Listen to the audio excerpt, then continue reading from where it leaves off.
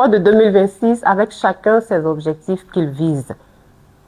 Les résolutions seules ne suffisent pas. Il faut de la constance, de la discipline dans les actions. Et il faut également une clarté dans ces actions-là. Nous allons parler aujourd'hui donc de préparation. Nous allons parler de clarification d'objectifs et comment garder le cap pour pouvoir réussir son année 2026. Bonjour et bienvenue à tous dans Génération Leader.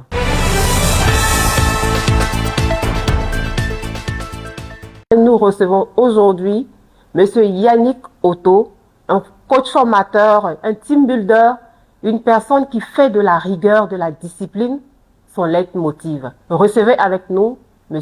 Yannick Otto. Bonjour encore M. Otto. Bonjour Mme Kassi. Alors nous allons vous demander de vous présenter à notre auditoire. Bien, je suis Yannick Otto. Oui. La force des choses et la vie a fait de moi un formateur et un consultant. Oui. Je suis coach, spécialiste en team building et en développement personnel. Je me définis comme un transformateur. Un transformateur parce que ma vie même est un message. Pour moi, le développement personnel, c'est quelque chose que j'ai découvert assez tôt et qui m'a permis de faire en tout cas mon chemin.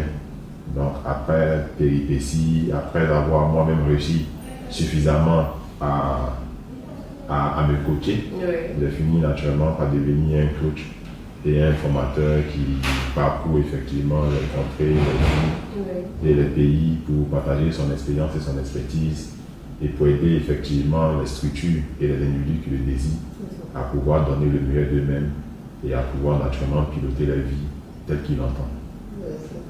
Donc, au vu de tout ceci, on peut dire que la discipline est l'une de vos compétences. Bien sûr, la discipline, parce que rien ne peut s'acquérir sans discipline. Voilà. Pour moi, la discipline, c'est la clé de voûte qui permet d'atteindre n'importe quel type d'objectif. Voilà. C'est-à-dire, un individu qui est discipliné, il est nettement meilleur et au-dessus d'un individu naturellement qui est motivé. Et je pense qu'on aura le temps de voir la différence entre la motivation et la discipline. Si vous me permettez déjà de la placer, c'est de dire que la motivation, c'est de faire des choses qu'on a envie de faire. Donc de les faire naturellement quand on a envie. C'est très bien.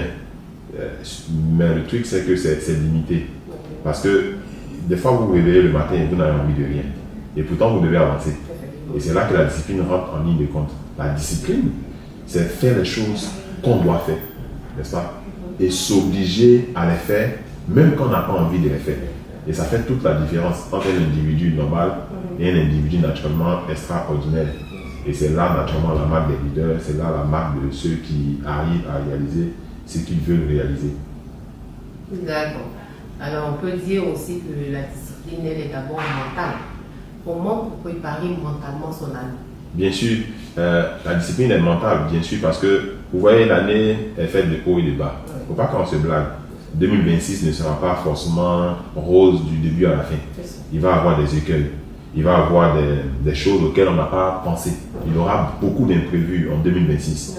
Mais c'est ceux qui seront préparés mentalement, ceux qui auront le bon mindset, qui pourront malgré tout reprendre les choses en main et faire de leur année ce qu'ils veulent vraiment faire. D'accord? C'est comme quand vous sortez. Vous pouvez prévoir un parapluie et il peut ne pas pleuvoir. Vous pouvez ne pas prévoir un parapluie et il va pleuvoir. D'accord? Mais celui qui est préparé mentalement, quelles que soient les circonstances, quel que soit l'environnement dans lequel il rentre, il sait s'adapter. C'est pourquoi la préparation mentale, elle est vraiment très importante. Donc il faut vraiment être préparé mentalement pour pouvoir faire face à n'importe quel type de situation et à n'importe quel type d'écueil au fait.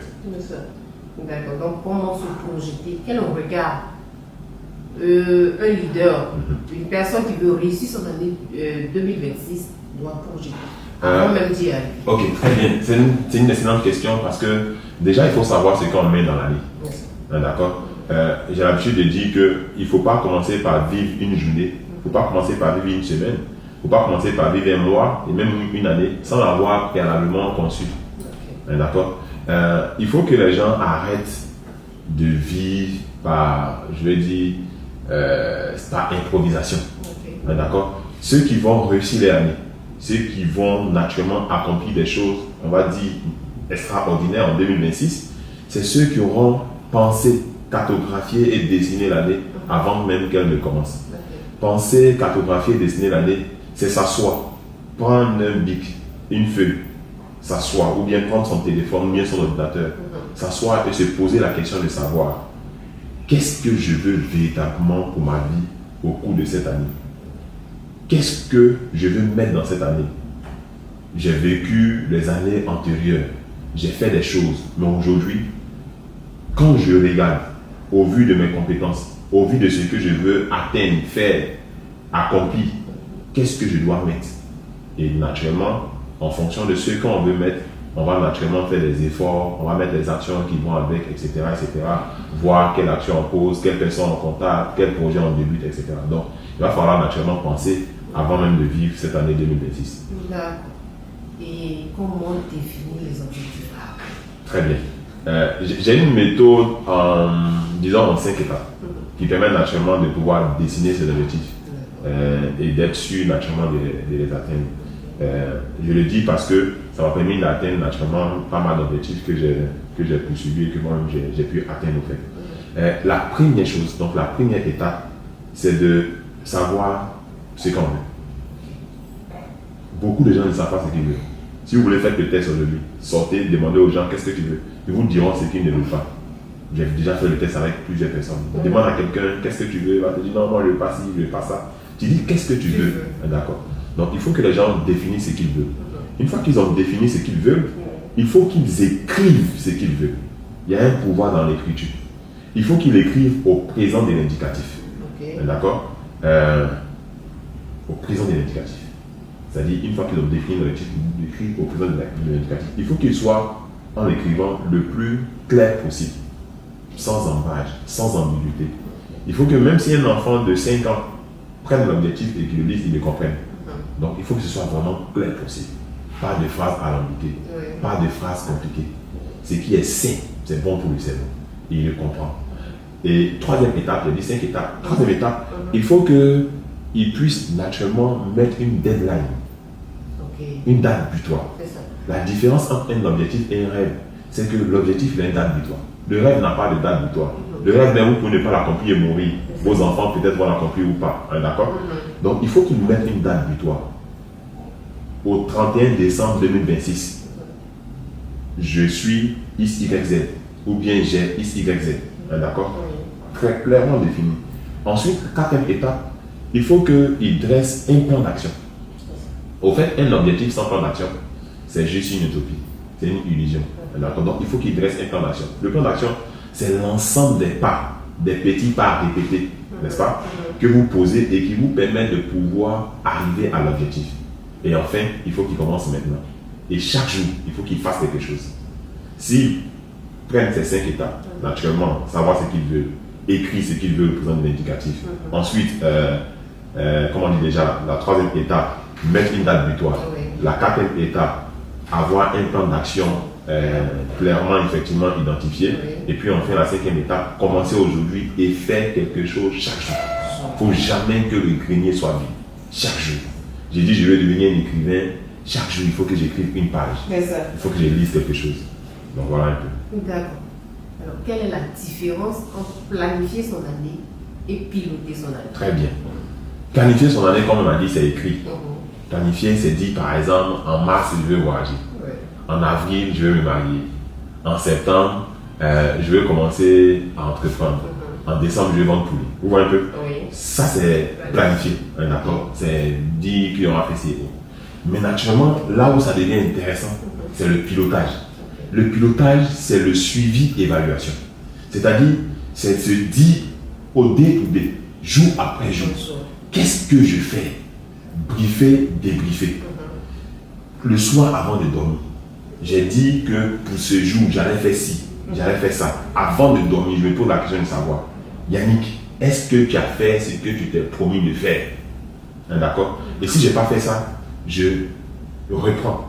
Si je n'ai pas fait ce que j'ai fait et que j'ai bien fait, naturellement, je poursuis. Donc, je corrige les actions et je continue. C'est vraiment dans ce mode de pilotage-là qu'on peut être sûr de pouvoir atteindre effectivement les objectifs.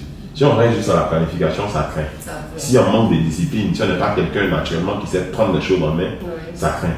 Mais par contre, si on est en train de piloter jour après jour, d'interroger les semaines, d'interroger le mois, d'interroger le trimestre, d'interroger le semestre, on est sûr qu'à la fin de l'année, ça ne va pas marcher. Mais si on laisse et puis on dit bon, on a planifié, ça craint. Donc, voilà. D'accord. Cette planification-là, il faut-il privilégier les grands objectifs ou les objectifs progressifs? Il faut faire les deux. D'accord. Pourquoi? Parce que les grands objectifs donnent, si vous voulez, la vision, la direction. Hein, d'accord? Ça nous permet de rêver grand. Si quelqu'un ne rêve pas grand, il ne peut pas se dépasser. Hein, d'accord? Par contre, les petits objectifs, là où c'est intéressant, ils nous permettent de savoir quand on progresse. Vous comprenez un peu? Oui. C'est comme quelqu'un dit qu'il veut devenir un athlète professionnel. Oui. Il veut devenir peut-être genre un athlète vraiment de haut niveau. Hein, d'accord? C'est un objectif qui est grand, qui est ambitieux. Mais le fait de pouvoir savoir que chaque jour, il améliore effectivement sa manière de jouer. Chaque jour, il a perdu peut-être genre, je sais pas moi, tel nombre de kilos. Ou bien il a progressé de tel nombre de pas. Vous voyez un peu, non? Donc, les petits objectifs, les petits pas permettent de voir la progression. Mais les grands objectifs permettent de savoir là où on va. Donc, il faut les deux. Il faut rêver grand, mais il faut commencer petit. Il faut commencer petit. Voilà. D'accord. Donc, ces actions simples mais et répétées permettent d'atteindre les objectifs. Naturellement. Parce que c'est comme des pas que nous posons. Vous voyez un peu? Oui. Les grands objectifs, c'est, si vous voulez, c'est la destination. Mais les petits, si vous voulez, c'est comment on progresse au jour le jour. C'est ça. Ou un peu. Parce que moi, j'ai l'habitude de dire que le statu quo n'existe pas. Au fait, personne ne reste là et puis dit non, je suis resté à la même place. Il n'a pas le sentiment qu'il régresse ou bien qu'il progresse. Mais au fond, le fait de rester au même endroit, le statu quo, c'est une illusion, ça n'existe pas. Chaque jour un peu plus, on se rapproche de nos objectifs, ou bien chaque jour un peu plus, on s'éloigne de nos objectifs. Quand vous prenez quelqu'un, par exemple, qui est obèse, d'accord, qui est en surpoids, par exemple, naturellement, peut-être qu'il n'a pas vu venir. Mais ça ne s'est pas fait, je vais dire, comme ça, du jour au lendemain. C'est chaque jour. Il a pris 5 grammes aujourd'hui, il n'a pas vu. Demain, il a pris 10 autres grammes, il n'a pas vu. Après, il a pris 2 grammes. Donc, c'est 5 grammes, plus 2 grammes, plus 10 grammes, plus 1 gramme, qui fait qu'au fil du temps, on dit qu'il a gagné naturellement 10 kilos, ou bien il fait 15 kilos de plus. Mais lui, il ne peut pas voir. C'est comme une plante que vous mettez en terre. Même si vous veillez là, vous n'allez pas la voir grandir, mais elle grandit. D'accord. Alors, quel rituel simple faut-il mettre en place dès le début de l'année? Ah, ça c'est, peut-être que c'est la meilleure question du jour. Il y a pas de 7-8 ans de cela, j'ai lu un livre qui m'a vraiment aidé à transformer, mais je le dis positivement ma vie. Et c'est là que j'ai appris même ces questions de rituel. Il y a un Américain du nom de Hal Elrod, n'est-ce pas, qui a écrit un livre, Miracle Morning, qui permet naturellement de pouvoir, qui a donné un rituel à suivre. D'accord? Donc, S-A-V-E-R-S, Severus. Donc, S pour silence, A pour affirmation, V pour visualisation, E pour exercise, R pour reading, et puis S pour scribing. D'accord? Donc, assez rapidement. Donc, le S, c'est le silence. Il dit de commencer sa journée en faisant silence. On s'assoit tranquillement, on fait le silence. D'accord? On ne fait rien d'autre. On fait le silence. Ça permet de calmer la pression artérielle. Ça permet naturellement de se reconnecter avec ce qui est important pour nous. D'accord? Ensuite, A, affirmation. Affirmation, c'est le fait d'écrire, n'est-ce pas, des affirmations et de se les répéter. Moi, j'ai quelques-unes. Je dis par exemple, je peux être ce que j'ai la volonté d'être. Tout va bien. De jour en jour, à tout point de vue, je suis de plus en plus puissant, confiant, heureux et en bonne santé. Je puis tout par celui qui me fortifie. Chacun choisit ce qu'il veut. Donc ça doit être fait de façon journalière, voilà, ou bien chaque des jour. affirmations qu'on se répète chaque jour. On se répète chaque jour. Chaque jour, on se répète ça. C'est-à-dire, avant de sortir, tu te regardes dans le miroir. Je peux être ce que j'ai la volonté d'être. D'accord? Tout va bien. De jour en jour, à tout point de vue, je suis de plus en plus heureux. Chacun conçoit ses affirmations en fonction de qui il veut être, en fonction du rôle qu'il veut jouer, etc. Ensuite, visualisation. Il doit pouvoir visualiser sa journée. Il doit pouvoir visualiser sa vie. Voir ce qu'il veut atteindre. Comme je disais tantôt, tout ce qu'on a réalisé, c'est le fruit de la visualisation. Parce que la vie spirituelle précède la vie physique. D'accord? Ensuite, exercice physique, le sport.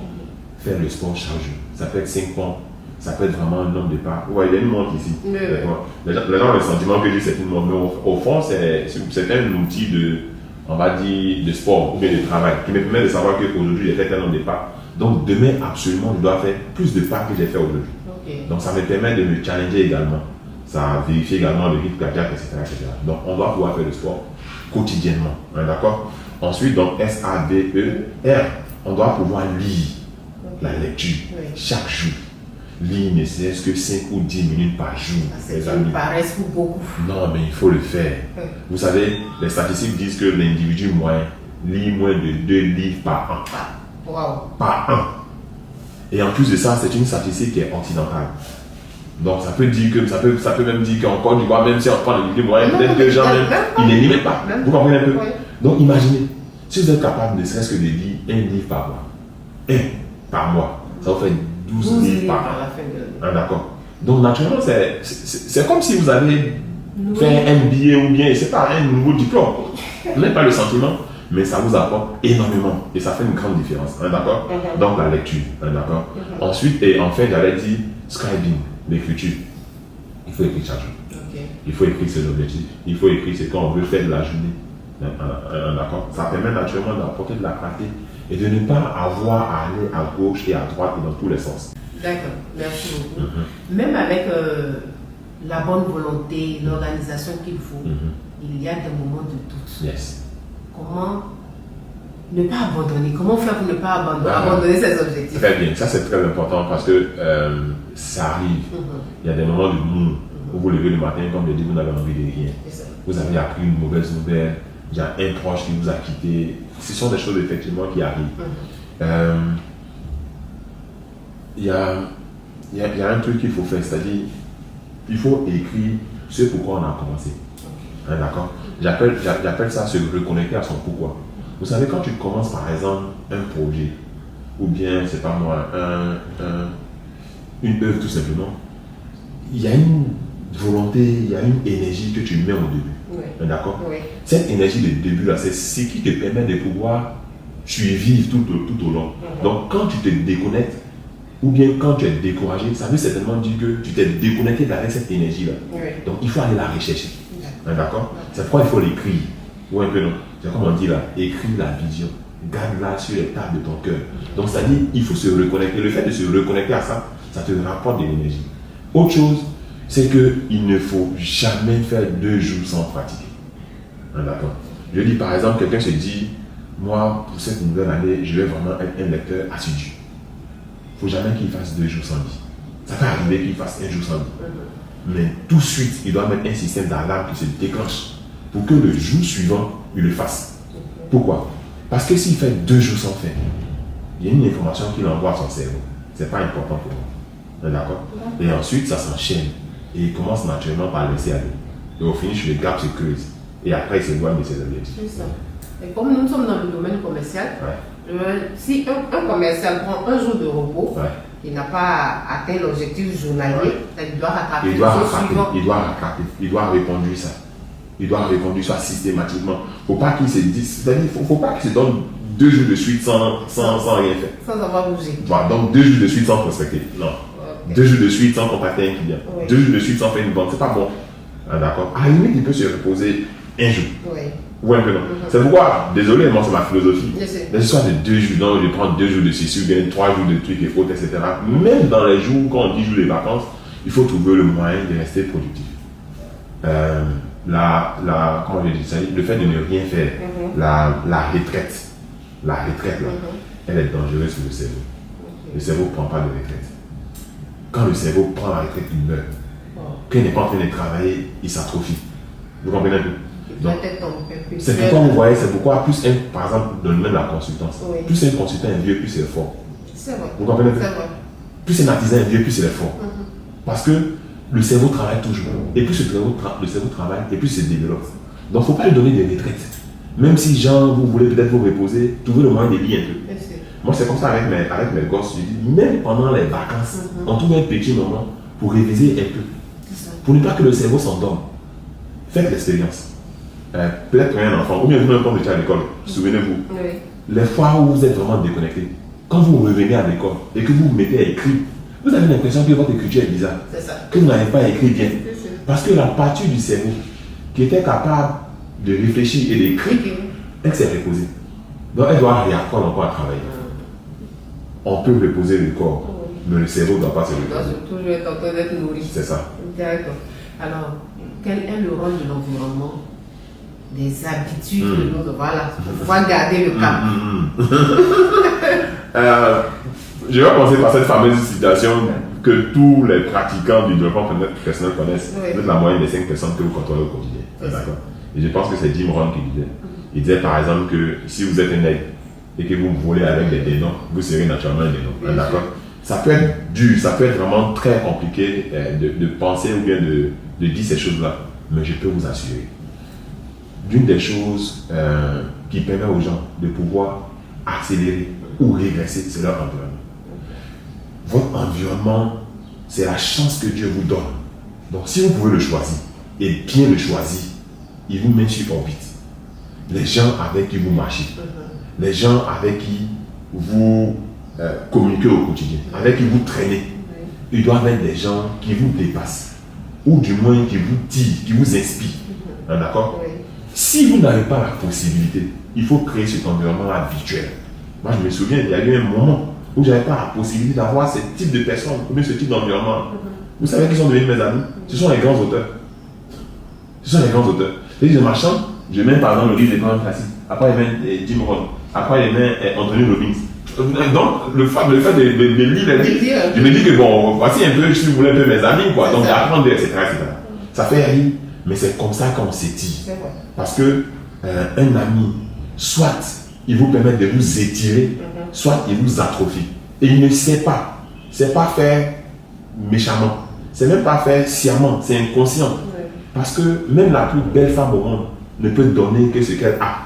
Donc un ami aussi, quelle que soit sa bonne volonté, il ne peut vous donner que ce qu'il a. Donc si lui-même, il est limité de par sa manière de penser, de par son environnement, de par ses attitudes, de par ses compétences, les conseils qu'il va vous donner là sont des conseils qui vont vous limiter. Il faut trouver des gens qui vous étirent. L'environnement est fondamental. Si ça n'existe pas, il faut l'écrire, mais ça c'est spirituellement. Ok, d'accord, merci beaucoup. Alors maintenant, comment les échecs doivent être des leviers, non des freins? Très bien. Quelqu'un a dit échouer. Échouer le plus souvent, échouer rapidement. Rapidement. Ouais. Pourquoi? Parce que c'est un peu comme si l'échec fait le lit, n'est-ce pas, du succès. D'accord. C'est-à-dire l'échec bien préparé, n'est-ce pas, la voie au succès.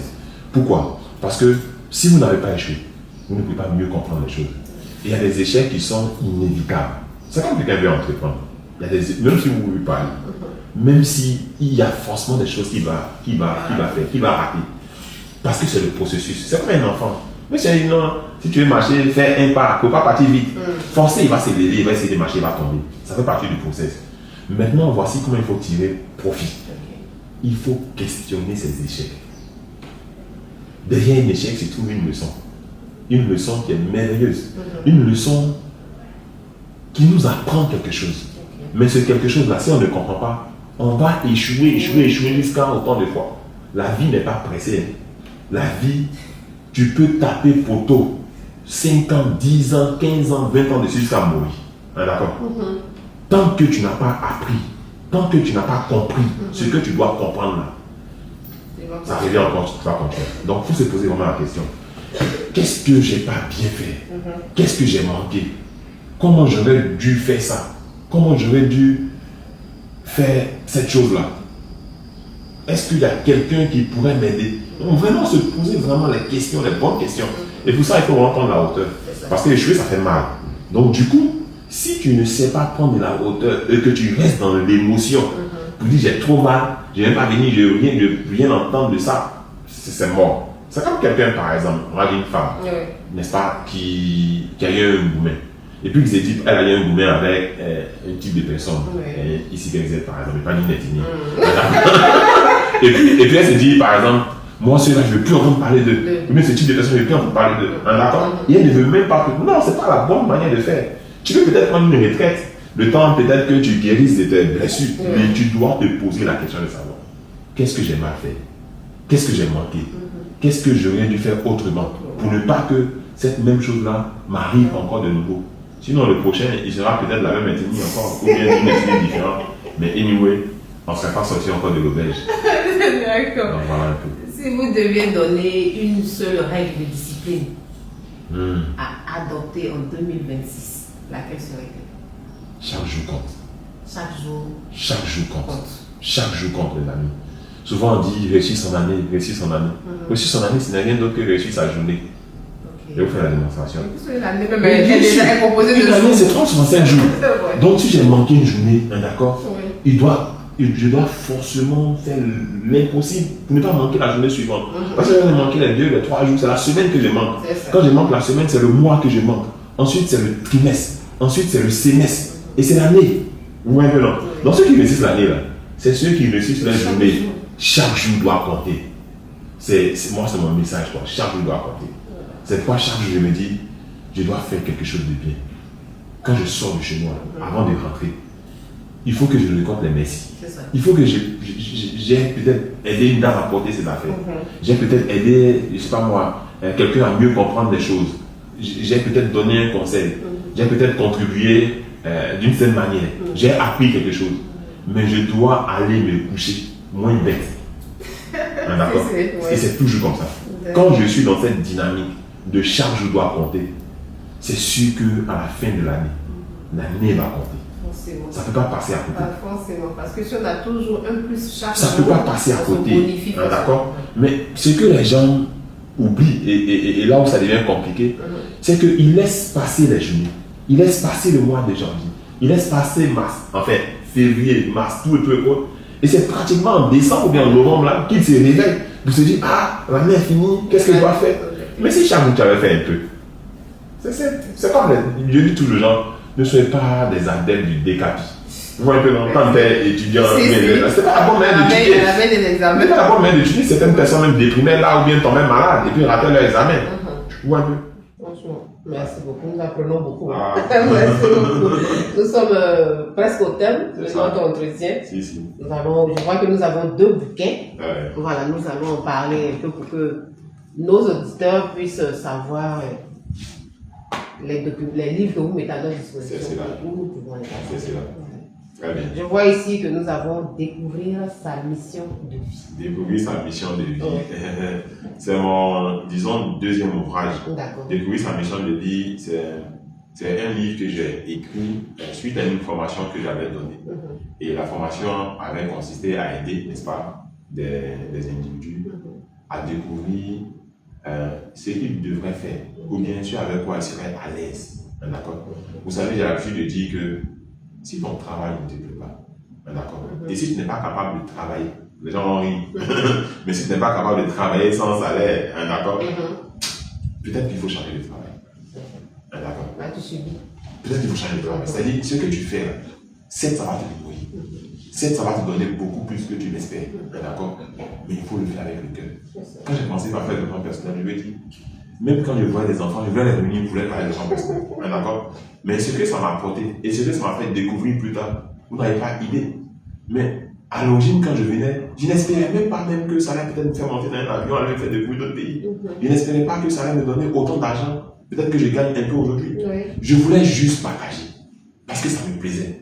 D'accord? Et c'est ça, découvrir sa mission de vie. C'est trouver ce pourquoi, ce que je peux faire et le faire tout le temps. Cette émission-là, on peut faire ça 10 jours de suite. Je vais parler. Je ne vais pas sentir le temps passer. C'est ça la mission de vie, au fait. D'accord? Donc il y a des conseils dedans, il y a des exercices qui permettent naturellement de découvrir ça. Donc c'est un livre qui est accessible et qui est disponible. Je veux dire, il faut juste peut-être que contacter un des numéros qu'on mettra peut-être sur l'émission et ils pourront découvrir. C'était disponible à la librairie Vie d'Impact. Il faut que je dépose ces trucs là-bas. Les stocks sont finis, mais on va. Sinon, ils peuvent contacter également la librairie Vie d'Impact de mon ami de l'autre côté de André Château. D'accord. Nous avons le second, En route pour le succès. Ça, c'est mon best-seller. Vous voyez comme il est énorme. Ça, c'est mon best-seller. C'est mon best-seller. Je relis encore ce livre-là et je me demande, qu'est-ce que c'est pas qui écrit? Non, mais très sincèrement, c'est-à-dire, ce livre-là, j'ai résumé pour moi les 10 principes. Le livre est très parlant. 10 principes éprouvés pour faire de bons gagnants. Donc, j'ai mis ensemble 10 principes qui permettent, n'est-ce pas, à un individu de pouvoir réussir sa vie. Vous savez, on va encore le redéfinir encore ce qu'on appelle réussir sa vie. Ce que moi j'appelle réussir sa vie, c'est-à-dire c'est pouvoir être en adéquation avec ses principes et ses valeurs. Si pour moi, le travail, n'est-ce pas, est quelque chose qui est important, si je travaille, je suis en train de réussir ma vie.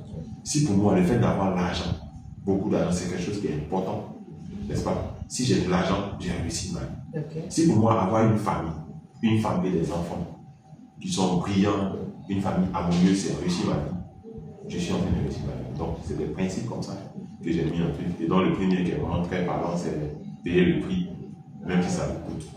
Vous dites que tout ce qu'un individu veut obtenir dans la vie, il y a un prix à faire. Et un sacrifice à faire. Donc voilà un peu. D'accord. Merci beaucoup. C'est moi qui vous remercie. Là, nous sommes au terme. Quel dernier message, quel dernier conseil donneriez-vous à tout un chacun? Parce que nous en avons tous besoin. Ah, mais je vais moi-même aussi. À chaque fois que je parle à moi-même aussi. Peut-être deux choses que j'ai dites, mais que je vais redire encore. D'accord. Chaque jour doit compter. Vraiment, chaque jour doit compter. D'accord. C'est-à-dire, si on vit notre journée comme c'était la plus importante et comme c'était la dernière, on est sûr de ne pas manquer le coach. On est sûr de ne pas manquer, n'est-ce pas, la cible à la fin de l'année. D'accord. Et enfin, c'est qu'il ne faut jamais faire 2 jours sans pratique. Jamais 2 jours sans pratique. Si je me suis dit, par exemple, que je dois peut-être lire ou bien je dois apprendre des choses, je vais manquer une journée. Je vais paraître une journée. Mais il ne faut pas que je paraisse la journée suivante. Si je paraisse la journée suivante, le message que j'envoie au subconscient n'est pas bon. Le message que j'envoie au cerveau n'est pas bon. C'est du genre, ça, c'est pas important pour moi. Donc vraiment, quand on est vraiment dans cette physionomie, dans cette phase de pilotage, on va dire, intégré, on est sûr d'optimiser, on est sûr de pouvoir réussir l'année 2026. Donc, merci beaucoup, M. Yannick Otto, pour ces échanges vraiment riches. On vous aurait écouté même encore des heures. Donc, sûrement qu'on fera encore appel à vous pour d'autres thèmes. Merci à vous et que le Seigneur soit avec vous dans tout ce que vous entreprenez. Amen. C'est moi qui vous remercie. Au plaisir. Il faut retenir que faire de petits pas permettront d'atteindre les objectifs assurément, surtout avec constance et discipline. Donc, ne laissez pas un jour passer parce que chaque jour compte. Mettez-vous à l'action au quotidien et votre année 2026 sera une année réussie. C'était Marie-Hélène Cassé pour ce numéro de Génération Leader. On va se dire à jeudi prochain pour un autre numéro.